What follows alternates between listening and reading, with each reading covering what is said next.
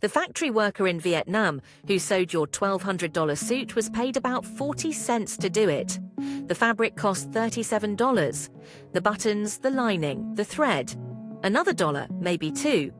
The total bill of materials, $38. And the suit is sitting in a boutique for $1,200. Someone is pocketing $1,162. The question is who and how they convinced you it was worth it. Start at the very beginning, the fabric. A decent wool suiting cloth, a mid-weight Italian or British weave, runs between $8 and $15 per meter wholesale.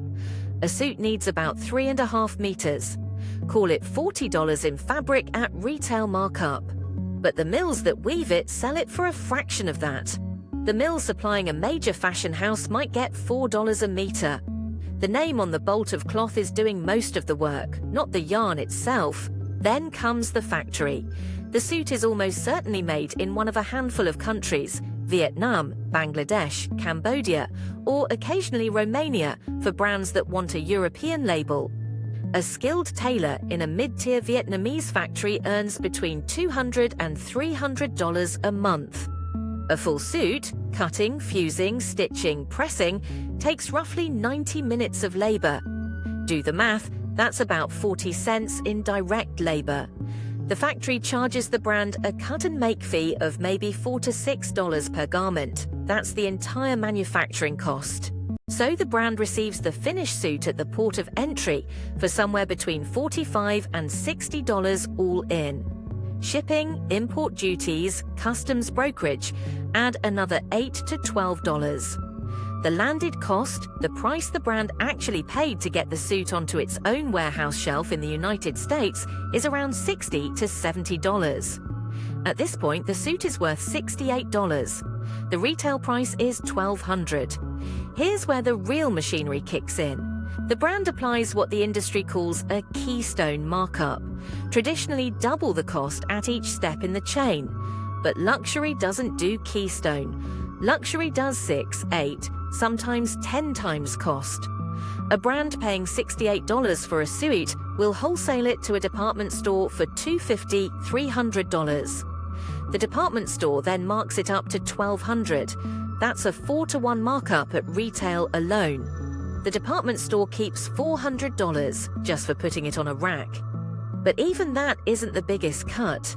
The biggest cut goes to real estate and brand architecture. That flagship store on a major urban shopping street, the one with the marble floors and the single suit in the window, can pay $500,000 a year in rent, sometimes more. The staff are trained as brand ambassadors. The lighting designer was flown in from Milan. The bags are thicker than a hospital gown. None of this is waste from the brand's perspective. It is the product. You are not buying cloth. You are buying the experience of walking out of that store. And here's what they don't tell you about those flagship stores. Many of them are deliberately unprofitable. The rent, the staff, the architecture, it all loses money on paper. But it's called a halo store. Its job isn't to sell suits. Its job is to make the brand feel expensive, so that when you buy the cologne, the belt, the wallet, the high-margin accessories, you feel you're touching that same world. The $1,200 suit is advertising. The $40 belt with a $5 buckle is where the margin lives. Now, layer on top of that marketing. A major luxury menswear brand spends between 15 and 25% of revenue on advertising. That's not a typo. On a $1,200 suit, roughly $200 of your payment is pre-allocated to campaigns you already saw before you walked in the door. The billboard at the airport, the double-page spread in the magazine, the celebrity in the campaign who was paid more than the factory's entire annual wage bill. There's also the deliberate destruction. Unsold luxury goods are not discounted. Discounting destroys the illusion of scarcity. Burberry famously burned $94 million worth of product over 5 years before public pressure stopped them. Other brands still quietly do it. Some shred, some bleach, some ship to landfill. A suit that didn't sell at $1,200 will never be sold at $300. The price is not a reflection of value. The price is the value. Drop it and the entire architecture collapses. So what's actually inside the $1,200? About $68 goes to making and landing the garment, perhaps $150 to wholesale margin, another $400 to the retailer, roughly $200 to marketing. The rest, $380, covers brand overhead, executive compensation, investor returns, and what accountants blandly call goodwill. Goodwill. That's the technical term for the part where you believe it's worth $1,200 because the bag has a ribbon on it. Here's the catch. None of this is illegal, it's not even unusual. The ratio holds across almost every luxury category: handbags, watches, sneakers, perfume. The manufacturing cost of a $400 designer sneaker is between $20 and $30. A $300 perfume contains about $2 of actual fragrance. The markup isn't a bug in the system. The markup is the system. You're not paying for the object, you're paying for the story attached to it, and an entire industry exists to write that story. Follow the money far enough, and it leads to a surprisingly small number of conglomerates. Two companies, one French, one also French, control the majority of the world's luxury brands between them. Dozens of supposedly rival houses, each with their own mythology and heritage, share logistics, supply chains, and occasionally the same factories.